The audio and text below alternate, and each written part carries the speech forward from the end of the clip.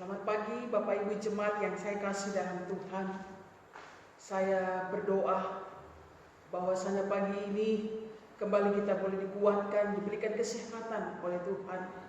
Kita masih terus harus bersabar Bapak Ibu menantikan waktu Tuhan. Kita masih beribadah di rumah kita masing-masing. Saya berharap seluruh jemaat Tuhan beribadah pada pagi hari ini dalam rumah tangga masing-masing. Baik, kita akan memulai ibadah kita dengan mendengarkan firman Tuhan. Bapak Ibu Saudara, terlebih dahulu mari kita berdoa memohon pertolongan Tuhan. Kita berdoa. Bapa di surga, kembali pada pagi hari ini kami boleh bersama-sama dalam persekutuan menyembah akan Tuhan di tengah-tengah rumah tangga kami masing-masing.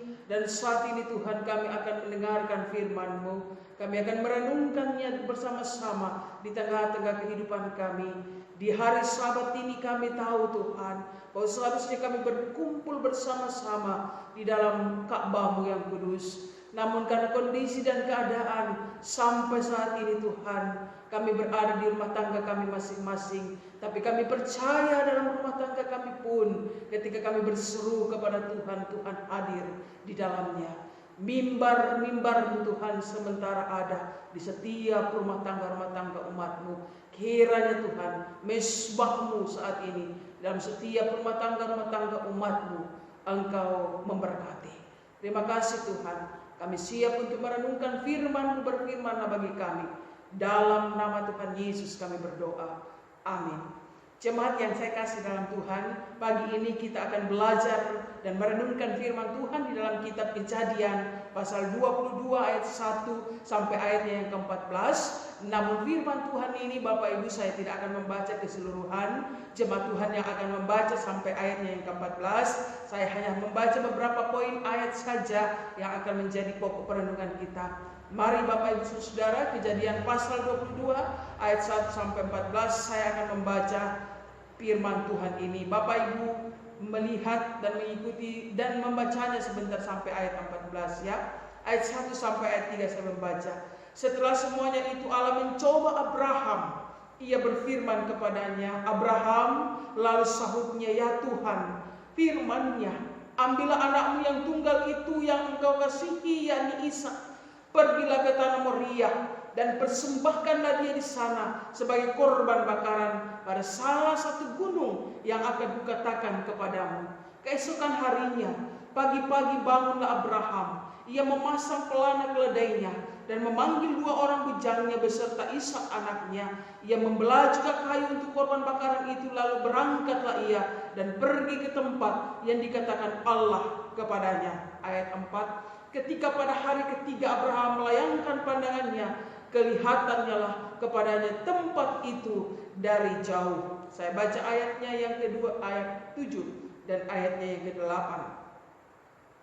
Lalu berkatalah Ishak kepada Abraham ayahnya, Bapa, sahut Abraham, ya anakku, bertanyalah ia di sini. Sudah ada api dan kayu, tetapi di manakah anak domba untuk korban bakaran itu? Sahut Abraham, Allah yang akan menyediakan anak domba untuk korban bakaran baginya anakku. Demikianlah keduanya berjalan bersama-sama. Bapak Ibu jemaat yang kasih dalam Tuhan, iman yang tangguh. Iman yang tangguh. Itu firman Tuhan kita renungkan pada pagi hari ini. Jemaat yang saya kasih di dalam Tuhan, dimanapun gereja-gereja, jemaat yang sementara membangun gedung fisik gereja itu, saya percaya itu merupakan salah satu contoh tentang aplikasi iman yang tangguh. Ya, karena ketika orang membangun gedung gereja dibutuhkan iman. Sebab di dalam membangun gedung gereja itu bukan perkara yang mudah. Mengapa Bapak Ibu Saudara, jemaat yang saya kasih dalam Tuhan, tentulah ada banyak pengorbanan yang pastinya jemaat Tuhan akan korbankan dan telah korbankan. Di antaranya yang kita akan korbankan adalah korban materi, korban waktu, korban pikiran, juga besar di antaranya adalah korban perasaan. Ini adalah salah satu bentuk aplikasi iman yang tangguh di dalam kehidupan berjamaat, di mana itu harus menghasilkan ketekunan sejati. Walaupun di sana ada pengorbanan yang besar. Saudara-saudara, dalam firman Tuhan ini ada beberapa kriteria yang kita akan pelajari di sini. Bagaimanakah iman yang tangguh itu? Seperti apakah iman yang tangguh itu? Melalui kehidupan Abraham. Yang pertama, bahwa iman yang tangguh itu adalah iman yang taat tanpa pamrih. Ayat 1 sampai ayat 3 dari Kejadian pasal 22 sudah kita baca tadi. Katakan firman Tuhan, setelah semuanya itu Allah mencoba Abraham. Ia berfirman kepadanya, Abraham, lalu sahutnya, ya Tuhan, firman-Nya, ambillah anakmu yang tunggal itu, yang engkau kasihi, yakni Ishak. Kemudian pergilah ke tanah Moria, persembahkanlah dia di sana sebagai korban bakaran pada salah satu gunung yang akan kukatakan kepadamu. Lalu keesokan harinya, pagi-pagi kata firman Tuhan, bangunlah Abraham. Ia memasang pelana keledainya dan memanggil 2 orang bujangnya beserta Ishak anaknya. Ia membelah juga kayu untuk korban bakaran itu. Kemudian dia berangkat dan pergi ke tempat yang dikatakan Allah kepadanya.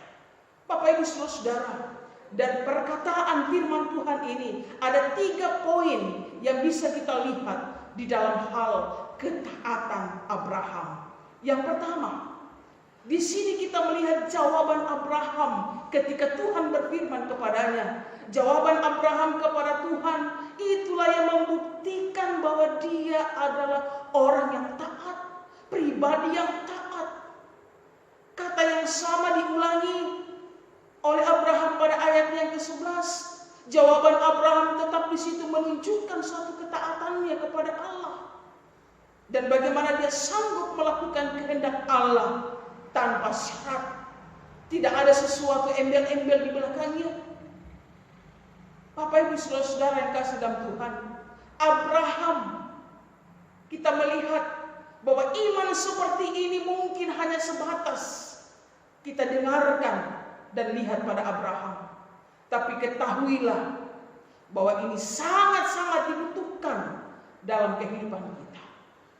Iman tanpa syarat yang dimiliki oleh Abraham artinya tanpa pamrih, tanpa tuntutan-tuntutan yang lain di belakangnya kepada Tuhan. Ketika Tuhan menyuruh dia tidak menuntut ini, Tuhan kalau begitu saya mau ini, karena Tuhan suruh saya seperti ini, lakukan seperti ini. Bapak Ibu Saudara-saudara yang kasih dalam Tuhan, ini kebutuhan hari ini bagi setiap kita umat Tuhan, untuk selalu mau memberikan jawaban ketaatan kita akan perintah Tuhan. Apapun yang Tuhan minta kepada Bapak Ibu dan saya, apapun yang Tuhan izinkan kita alami terjadi di dalam kehidupan kita, adalah ketaatan tanpa syarat kepada Tuhan. Yang kedua kita lihat di sini, poin yang kedua yang kita lihat dari ketaatan Abraham adalah Allah meminta Abraham mempersembahkan anaknya yang tunggal, yakni Ishak. Dalam hal ini Abraham mendengar dan melakukan lagi. Jadi tidak ada tawar-menawar kepada Tuhan, atau dia tidak minta berkat lain karena dia Tuhan sudah menyuruh melakukan ini, tidak. Kemudian yang ketiga kita lihat iman Abraham yang tangguh itu menghasilkan ketaatan sejati. Bahwa walaupun Abraham tidak mengerti sama sekali apa rencana Tuhan baginya, tapi Abraham ini tetap taat. Itu berarti Abraham paham betul, mengerti betul siapa yang memberi dan siapa yang meminta daripadanya. Itulah Allah. Kita pun diajak Bapak Ibu Saudara pada poin yang pertama ini, menjalani kehidupan ini supaya kita tetap tegar, supaya kita tetap setia, supaya kita tetap taat, menatap ke depan penuh dengan harapan, dengan iman yang tangguh, apa yang Tuhan kehendaki untuk kita lakukan di dalam kehidupan beriman kita. Yang kedua, kita melihat bahwa iman yang tangguh itu adalah iman yang tidak lekang. oleh waktu. Ayatnya yang keempat, firman Tuhan. Bapak Ibu saudara dikasih dalam Tuhan, ketika pada hari ketiga Abraham melayangkan pandangannya, firman Tuhan katakan, kelihatanlah kepadanya tempat itu dari jauh. Jemaat yang saya kasih dalam Tuhan, untuk taat kepada Tuhan, untuk taat kepada sesuatu, perlu berjalan dalam proses waktu. Untuk kita bisa meraih sesuatu, kita harus taat dan menjalani proses yang Tuhan izinkan dalam kehidupan kita. Bapak Ibu, saudara-saudara, terkadang waktu membuat ketaatan kita tidak konsisten, ya. Karena kita tidak tahu sampai kapan Tuhan akan memproses kita dari setiap pergumulan tantangan kita. Satu contoh, ketika Bapak Ibu dan saya, ketika kita mendengarkan firman Tuhan, tiba-tiba kita tersentak. Apalagi kalau firman Tuhan itu mengena bagi kita dan memberikan semangat bagi kita. Oke, kita bersemangat, kita taat kepada firman Tuhan. Tetapi seiring dengan proses waktu, terkadang semangat kita dalam perjalanan iman menjadi kendor. Bahkan mungkin lapuk dimakan waktu. Ada karena banyak persoalan yang lain, tantangan yang lain, kekecewaan dan lain sebagainya. Bapak Ibu saudara, ayat 4 dikatakan firman Tuhan, pada hari ketiga, ini perintah Tuhan kepada Abraham. Pada hari ketiga adalah perintah yang sangat sulit.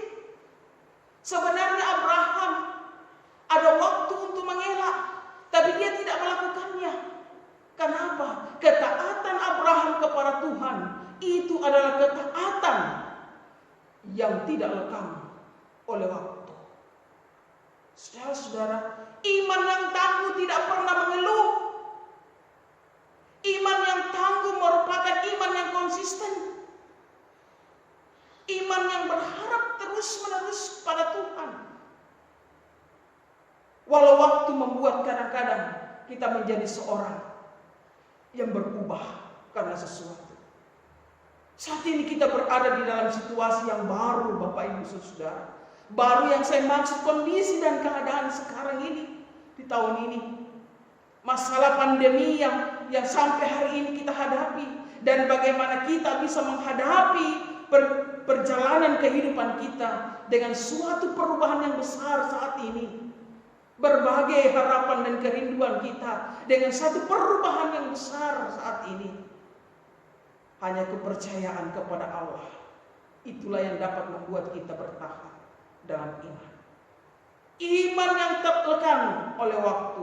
Apapun situasi yang kita hadapi saat ini, kita yakini Allah pun sungguh-sungguh mengasihi kita dari waktu ke waktu. Waktu ini pun Allah mengasihi kita, anak-anaknya. Karena itu milikilah iman yang teguh sekalipun waktu hari ini yang kita jalani sangat sulit. Yang ketiga, Bapak Ibu saudara, bagaimanakah iman yang tangguh itu?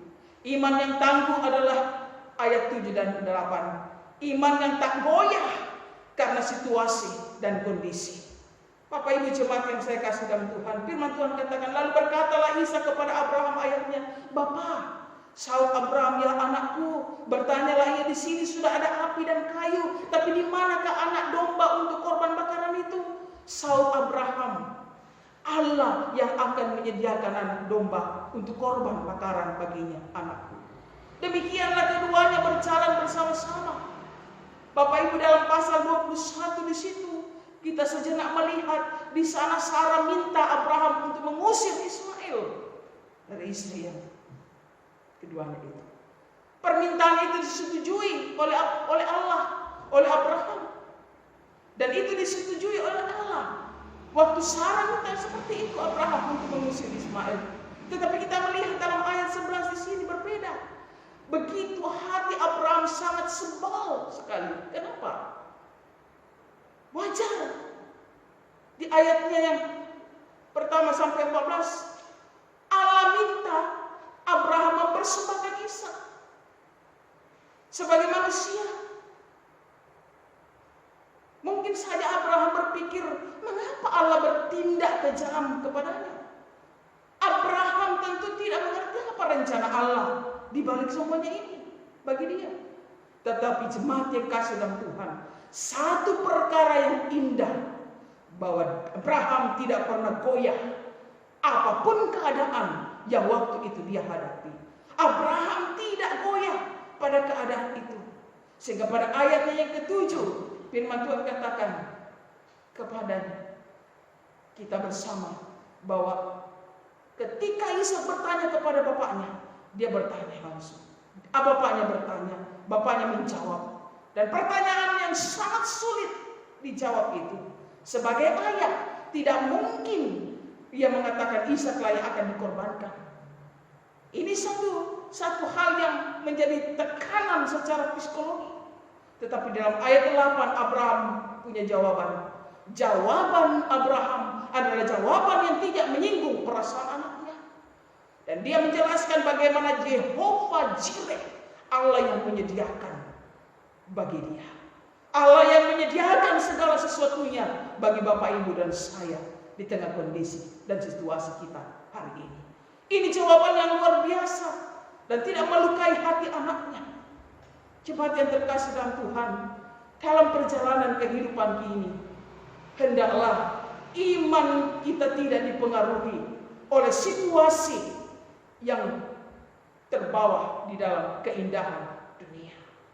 Ada saat-saat tertentu dalam hidup Bapak Ibu dan saya di mana kita bersama-sama dipengaruhi mungkin oleh situasi yang terbawa dalam keindahan dunia. Ada saat-saat tertentu dalam hidup kita di mana kita tidak mengerti apa rencana Tuhan bagi kita. Seperti halnya yang melanda negara saat ini, bangsa-bangsa yang mana dampaknya sangat besar bagi gereja-gereja. Ya, jemaat tidak bisa beribadah lagi di gereja bersama-sama. Demikian umat Islam di masjid tarawih sekarang, kasihan mereka di rumah masing-masing tarawih, di mana pelayanan banyak tertunda dan terbatas sekali hamba-hamba Tuhan untuk pergi. Di mana siswa-siswi kita melihat mahasiswa, ya, mereka pun harus belajar di rumah. Di mana kita melihat banyak terjadi PHK saat ini, libur besar terjadi di mana-mana. Bapak Ibu Saudara yang kasih dalam Tuhan, kita tidak mengerti apa rencana Tuhan di balik ini bagi kita semua. Ada kabut menghadang pandangan kita, tapi dalam keadaan seperti itu kita, jemaat yang kekasih dalam Tuhan, harus tetap memiliki iman yang tangguh. Janganlah imanmu goyah karena keadaan.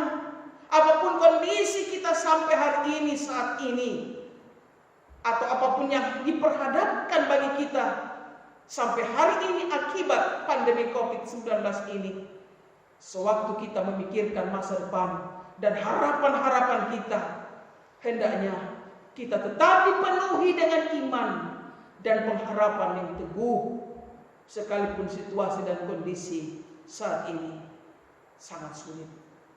Kiranya kita senantiasa mengingat bahwa Yesus Kristus pencipta alam semesta ini adalah arsitek dari segala keadaan.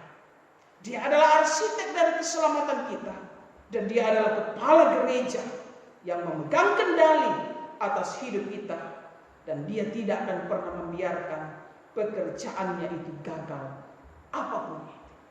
Kita sadari bahwa sampai hari ini Tuhan punya rencana dan kehendak bagi kita.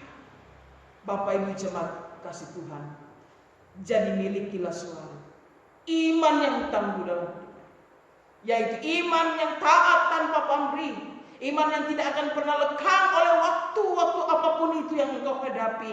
Tetapkan kekuatan teguh dalam imanmu, dan iman yang tidak goyah karena situasi dan kondisi. Kita tidak pernah akan bersungut-sungut karena situasi dan kondisi, tapi kita meyakini bahwa janji Tuhan ya dan amin yang akan selalu membuka berkatnya bagi kita.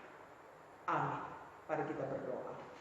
Syukur dan terima kasih atas firman-Mu pagi ini. Kiranya kami terus dikuatkan Tuhan, dimampukan menjalani kehidupan ini. Kami sadar kami mau di mana-mana Tuhan mulai terasa kesulitan-kesulitan terjadi.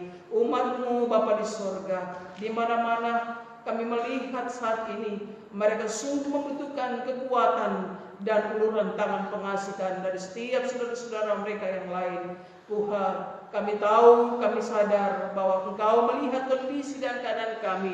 Demikian umat-Mu Bapa di sorga, teguhkan kami, kuatkan supaya kami tetap memiliki iman yang tidak goyah. Kondisi apapun yang harus kami jalani, kami harus hadapi sampai hari ini. Kami percaya semuanya berada di dalam kendali Tuhan. Kami mengucap syukur di dalam nama Tuhan Yesus. Amin. Tuhan memberkati.